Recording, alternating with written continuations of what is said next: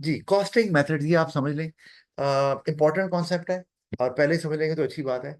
A2 में पहले होता था, अब उन्होंने AS में डाल दिया, तो मैंने भी नोट्स में उस तरह ही इसको अब यूज कर रहा हूँ कि AS के कोर्स में डाल दिए।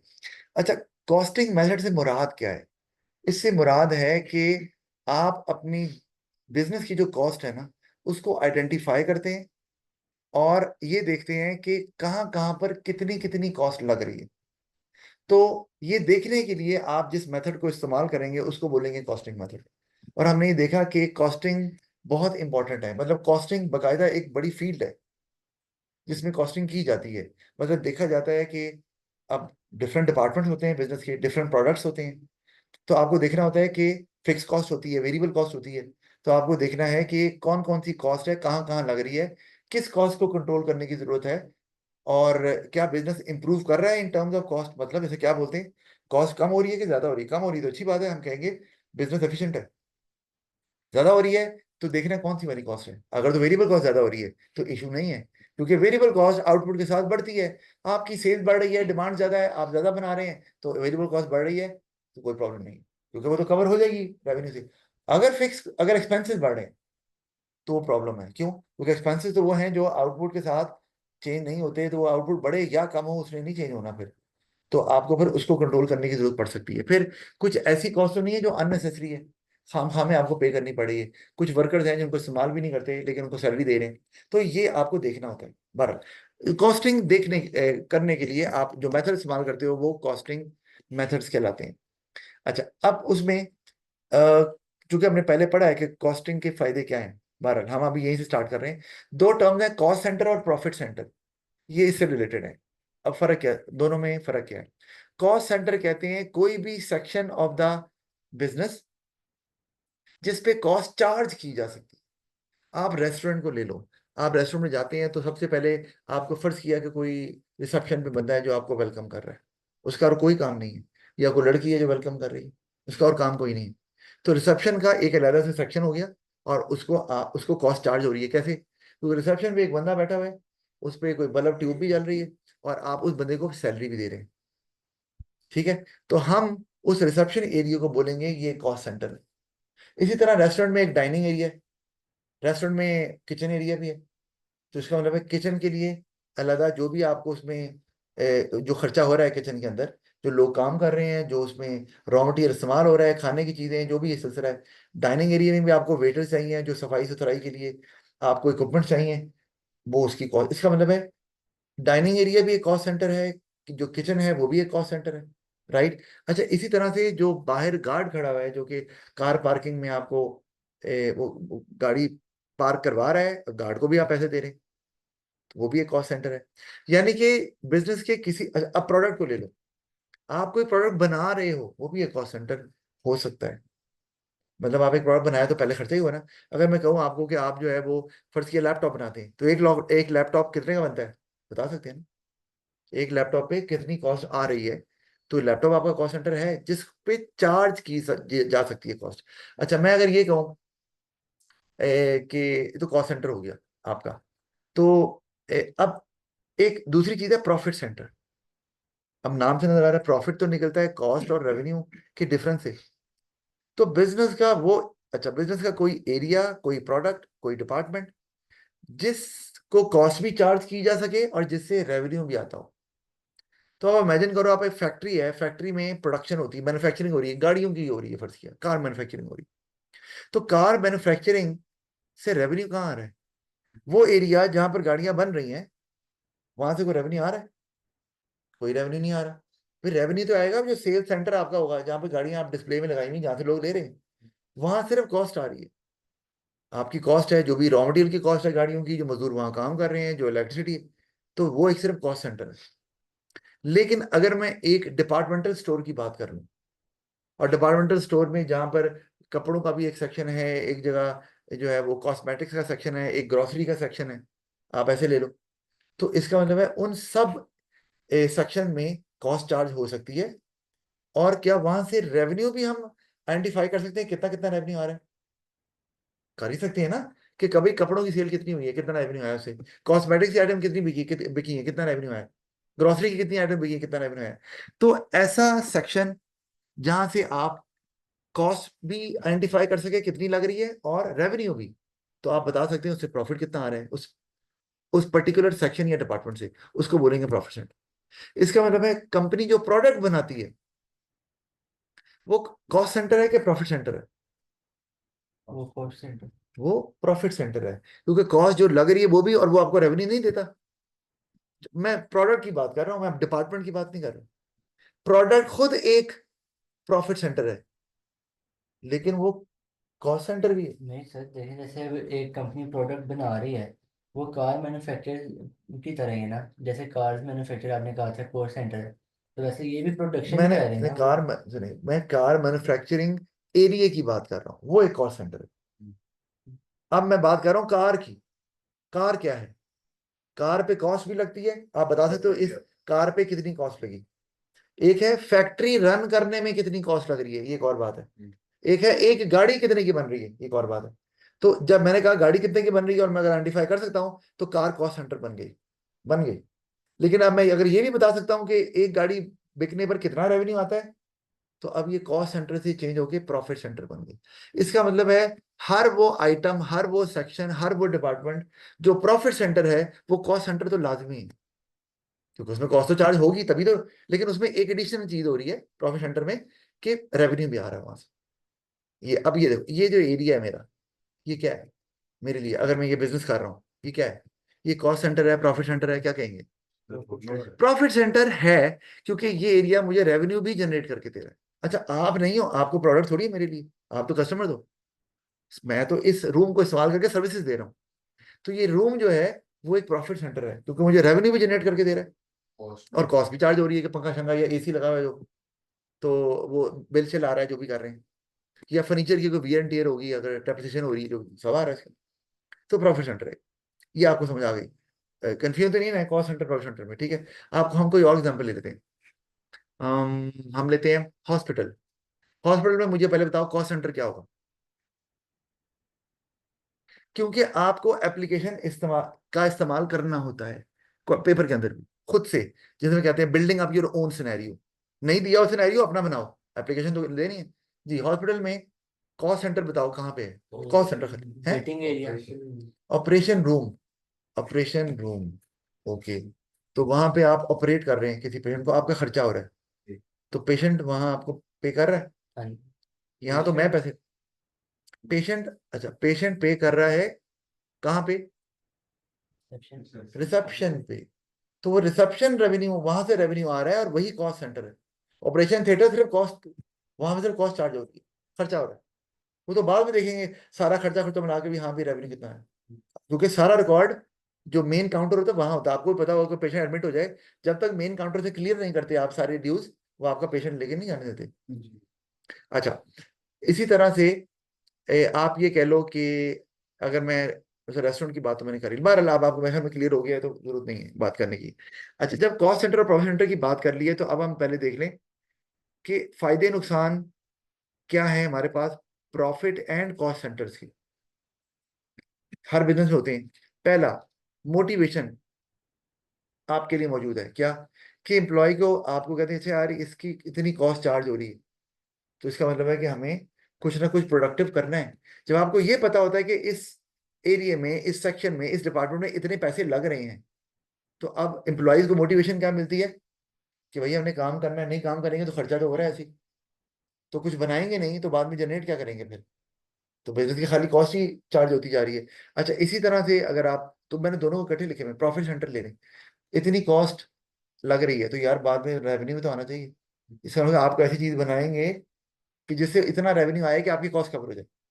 तो वो क्या है, वर्कर्स के लिए मोटिवेशन, कि आपको एग्जैक्टली अगर आपको भी पता ही नहीं कितनी कॉस्ट है। मैं, जैसे मैं एग्जाम्पल देता हूँ, मैंने पहले भी दी थी, आप ना दही भल्ले खाने चले गए, आपने कहा जी प्लेट यार एक बना दो मुझे, उसने फुल भर के दे दी यार, थोड़ी सी और डाल दी उसने। तो वो उसको पता ही नहीं है कि उसका कॉस्ट सेंटर क्या है, प्रॉफिट सेंटर क्या है, वो प्लेट क्या है उसके लिए, बताओ। प्लेट दही भल्ले वाले के लिए क्या है? प्रॉफिट सेंटर है। वो प्लेट उस पर कॉस्ट भी लग रही है, जो चीजें डाल रहा है, और रेवेन्यू भी आ रहा है, तो प्रॉफिट कैलकुलेट किया जा सकता है कि पर प्लेट क्या प्रॉफिट आ रहा है, वो प्रॉफिट सेंटर है। तो उसको अगर उसको नहीं पता कि कॉस्ट कितनी चार्ज हो रही है, उसने नहीं निकाला, वो उसको कॉस्ट सेंटर नहीं मान रहा, प्रॉफिट सेंटर नहीं मान रहा, तो उसने ज़्यादा डाल दी, पता चला जी जो खर्चा आ रहा है वो ज़्यादा है, और जो प्राइस पे कर रहा है, चार्ज कर रहा है कस्टमर वो कम है, वो तो नुकसान नुकसान में चला जाएगा, वो नहीं डालेगा। वो इसलिए वो भी कॉस्टिंग करते हैं, लेकिन चूंकि वो बहुत छोटे लेवल का बिजनेस है, तो उसमें हम कहे सर फिर ये पढ़ क्यों रहे हैं, तो उसमें जरूरत ही नहीं होती, जुबानी पता चले यार इतने रुपए लगे, 15 रुपए का यार हमें लगे, चलो 20-25 रुपए की चीज बेच देते हैं आगे। लेकिन जब बिजनेस बड़ा होता है लार्ज स्केल पे, वहां ये काम नहीं हो सकता, वहां पे ये कल रफ आइडिया नहीं चलता, वहां बहुत बड़ा नुकसान हो जाएगा। तो वहां आपको फिर ये कॉस्टिंग करनी होती है, कॉस्ट सेंटर बता कौन सा है, कितने कॉस्ट सेंटर है, और उसमें कितनी कितनी कॉस्ट चार्ज हो रही है। जिसमें सबसे ज्यादा चार्ज हो रही है वो आपके लिए सबसे सिग्निफिकेंट कॉस्ट सेंटर है। क्यों? क्योंकि वो आपका सबसे ज्यादा एफिशिएंट होना चाहिए, उसकी कॉस्ट थोड़ी सी भी मजीद बढ़नी नहीं चाहिए, वो पहले ही इतनी कॉस्ट चार्ज हो रही है। और प्रॉफिट सेंटर जो सबसे ज्यादा आपको प्रॉफिट दे रहा है, उसको डिसकंटिन्यू नहीं करना, और उसमें कभी भी कस्टमर आए तो ये ना हो कि वो चीज़ अवेलेबल ना हो वहाँ पे, क्योंकि वो सबसे ज़्यादा चलता है आपका, आप उसको नहीं छोड़ेंगे कभी। तो अब ये आपके ذहन में होना चाहिए। अच्छा, अब आप ये देखो, मैंने अभी पहले भी एग्जांपल दी है कि आपने टोयोटा वो सुजुकी वालों ने अपनी मेहरान को डिसकंटिन्यू किया। सुजुकी उनका एक प्रॉफिट सेंटर थी, प्रोडक्ट थी ना, प्रॉफिट सेंटर थी, और पाकिस्तान में सबसे ज्यादा सुजुकी बिकती थी, यानी कि स्मॉल कार मार्केट में मेहरान का कोई कंपटीशन नहीं था, और वही जिसने भी पहली गाड़ी लेनी मेहरान ही लेता था, और कोई मुकाबले में गाड़ी थी ही नहीं। तो अब अब उनको पता कि यार ये हमें अच्छा प्रॉफिट देके जाती, और बनाते कुछ भी नहीं थे गाड़ी के अंदर, डालते क्या थे, टीन डब्बा ही होता था खाली। अच्छा, तो वो बना रहे हैं गाड़ी, और अब वो प्रॉफिट उनको मिल रहा है, वो गाड़ी की कीमत ऐसा था 7-8-10 लाख ले गए। लेकिन फिर उनको रियलाइज क्या हुआ कि भाई आगे गाड़ियां और आ रही हैं, तो अगर ये हमारा प्रॉफिट सेंटर तो है, लेकिन ये इससे हमें बहुत प्रॉफिट आता है, लेकिन अगर ये खत्म हो गया तो हमारा बिजनेस एकदम कोलैप्स करेगा, क्योंकि हम बाकी गाड़ियां जो बनाते हैं वो हमें पता है कि यार यहाँ से सेल बहुत हो रही है अभी भी। तो उन्होंने क्या किया, फिर 2019 में डिसकंटिन्यू करके उन्होंने ऑल्टो निकाल दी, और अब पाकिस्तान में सबसे ज्यादा जो गाड़ी बिकती है वो कौन सी है, ऑल्टो, सुजुकी ऑल्टो। तो उन्होंने फौरन उसको डिसकंटिन्यू किया, और उसकी जगह पर नया वर्जन निकाला, यार ये है सबसे ज्यादा प्रॉफिट सेंटर, उन्हें पता था कि सबसे ज्यादा सेल यहाँ से होती है। तो अभी भी सबसे जो सस्ती गाड़ी है, जो रिलायबल है, वो कौन सी है, ऑल्टो ही है। तो उन्होंने प्रॉफिट सेंटर चेंज करके कहा यार हमने रखना वो ये स्मॉल कार मार्केट में, बाकी ज्यादा बिके ना बिके कोई टेंशन नहीं है, क्योंकि कंपटीशन और बहुत ज्यादा आ गया। तो ऑल्टो का कंपटीशन किसी के साथ नहीं, बता दो कोई गाड़ी है, कौन सी गाड़ी है, यूनाइटेड ब्रावो, कौन सी गाड़ी है, प्रिंस, वो गाड़ियां 1-2 साल में खड़क जाती हैं। पिकांटो भी है। पिकांटो भाई उस रेंज में नहीं आ रही, पिकांटो वो कल्टस की प्राइस के अंदर आ रही है आपकी। तो इसका ना उन्होंने आइडेंटिफाई किया अपना प्रॉफिट सेंटर, और कामयाब है, अभी भी देख लो। इसी तरह टोयोटा XLI GLI कितना फेमस मॉडल था, वो तो हाथों हाथ बिकती थी, यार ये तो हाथों हाथ बिकेगी आपकी गाड़ी, डिस्काउंट ही नहीं कर दी, क्या निकाल दिया, यारिस। तो यारिस जब आई बहुत बिकी है, बहुत ज्यादा बिकी है, फिर कुछ सेल अब कम हो गई क्योंकि अब गाड़ियां बहुत ज्यादा आ गई, लेकिन उन्होंने भी यही काम किया, भाई प्रॉफिट सेंटर है। तो बहरहाल इंपॉर्टेंस मैंने आपको बताया। तो आपको एक तो ये कि वर्कर्स के लिए मोटिवेशन होती है कि भाई हमारा ये प्रॉफिट सेंटर है, इधर हमने हल्का हाथ नहीं रखना, मतलब यहाँ पे डिमांड पूरी करनी है, डेडलाइंस को मीट करना है, ताकि ये डिप ना हो किसी भी तरह से। ये डिप हुआ तो जो बिजनेस है वो इसी पर रिलाय कर रहा है सारा। अच्छा, फिर हम चलते हैं आगे। It helps identify weak areas of the business. वो कैसे? जब आप आइडेंटिफाई किया यार ये कॉस्ट सेंटर जो है, इस पे पैसे बहुत लग रहे हैं और कॉस्ट बढ़ती जा रही है, तो फौरन आप स्टेप्स लेंगे यार कॉस्ट कम करनी है। अगर वो कॉस्ट बढ़ते बढ़ते 50% से ज्यादा होगी आपकी टोटल कॉस्ट के, तो इशू आ गया। अच्छा, इसी तरह प्रॉफिट सेंटर है, और प्रॉफिट सेंटर आपके प्रॉफिट को मुसलसल वो आपको कम प्रॉफिट देता जा रहा है, इशू आ गया। लेकिन ये तभी आएगा जब, अच्छा यार प्रॉफिट हमारा ओवरऑल कम हो रहा है, क्यों हो रहा है पता नहीं, तो आप कभी भी रूट कॉज तक नहीं पहुंच सकते। अब रूट कॉज तक नहीं पहुंचेंगे तो प्रॉफिट इंप्रूव कैसे करेंगे? जब आपने प्रॉफिट सेंटर आइडेंटिफाई कर लिए, पता चल गया प्रोडक्ट ABC है, ये सी से मसला आ रहा है, इसका प्रॉफिट मुसलसल कम हो रहा है, तो आपने अब सी को इंप्रूव करना है या डिसकंटिन्यू करना है, जैसे मैंने एग्जांपल दिए, ताकि आपका ओवरऑल प्रॉफिट ऊपर की तरफ चला जाए। तो वो आप देख सकते हैं कौन से आपके वीक एरिया है, और आपको प्रॉफिट कहाँ से या कॉस्ट किसकी ज्यादा हो रही है, तो हेल्प मिलेगी, और आप फिर वो स्ट्रेटजी राइट स्ट्रेटजी अप्लाई करेंगे। अच्छा, फिर हम आ गए परफॉर्मेंस ऑफ। अच्छा, एक बात और बता दूं, आईफोन की बात भी ले लो। आईफोन ने एक बहुत साल पहले, बहुत हाँ कई साल पहले 5C मॉडल निकाला था, आपको याद होगा। जो 5C मॉडल अगर गूगल करो आपको नजर आएगा, वो मेड ऑफ प्लास्टिक था, वो ग्लास से नहीं बना हुआ था, और लाइट वेट भी था, सस्ता भी बनाया था। सैमसंग से कम्पीट करेंगे हम, क्योंकि सैमसंग तो हर तरह के मोबाइल बनाता है, आईफोन तो नहीं बनाता।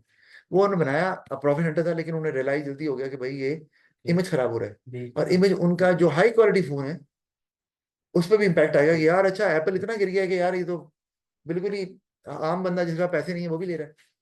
उन्होंने फौरन उसको डिसकंटिन्यू कर दिया। इस वजह से वही बात कि आपको फौरी स्ट्रेटजी फौरी एक्शन लेना होता है, लेकिन आइडेंटिफाई करने के बाद कि आपका कौन सा प्रॉफिट सेंटर या कॉस्ट सेंटर क्या इम्पैक्ट डाल रहा है बिजनेस पे। अच्छा, performance of department views can be evaluated. वो कैसे? कोई डिपार्टमेंट है, वो उसकी कॉस्ट बढ़ रही है या उससे प्रॉफिट कम आ रहा है, पता चल रहा है कि कोई मसला चल रहा है।